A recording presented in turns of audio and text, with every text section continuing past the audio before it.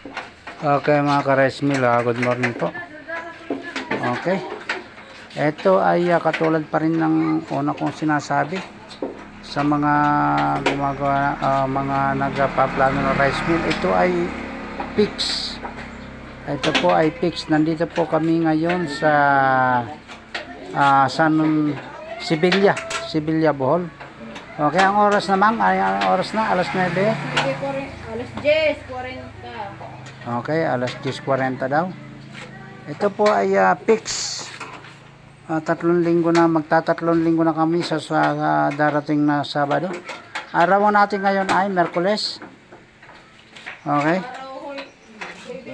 Huwebes na, sorry lang. Ayan. Pangatlong linggo na tayo ngayon sa sa susunod na linggo. Ito yung ginawa natin. Ayan. Ayan po mga ka-rice mill. Ito. Ay, may lulipak na ako. Ayan. Okay, nasa Sibilya, Bohol pa rin po tayo. Ito po ay fixed rice mill. Ito po yung isa sa sinasabi ko na napagkahirap po ng piyesa nito. Wala pong piyesa tong na to sa merkado. Kaya lahat po ito ay fabrication. Inabot na kami ng ganitong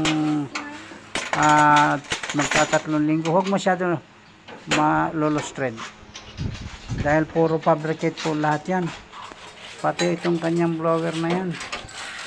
Ayan o, puro fabrication lang lahat po yan. Ayan.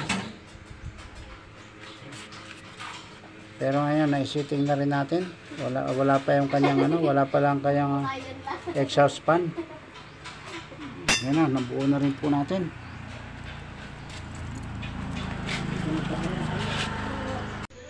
Ito po ay Mark 1.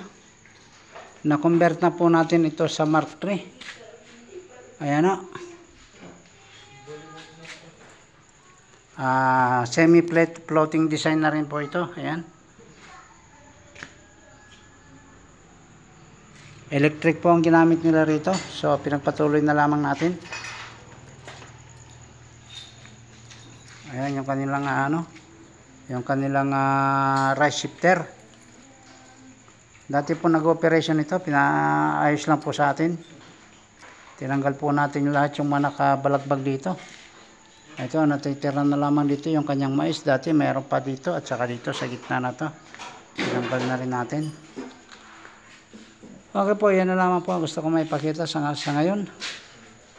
Ayan po, paalala ko lamang po sa mga katulad ng mga nagpaplano gumawa ng rice mill o nagpaplano upgrade ng rice mill, pwede niyo po akong kontakin.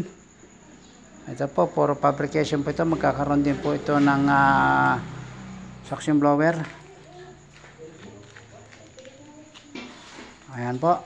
Ayan po si partner. Andyan po. Kami lamang po.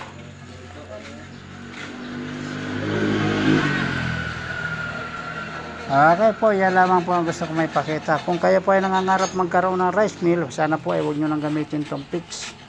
Hindi ko kayo dinidiscourage, pero ito po yung sinasabi ko. Ayan, katulad yan, kung nakikita nyo na to. Ayan, wala pang pyesa. Walang pyesa po rito. Okay, manggagaling pa po sa kung saan. Magtitingin pa rin yung may-ari. Okay, ito lamang po ang gusto ko maipakita sa ngayon dito.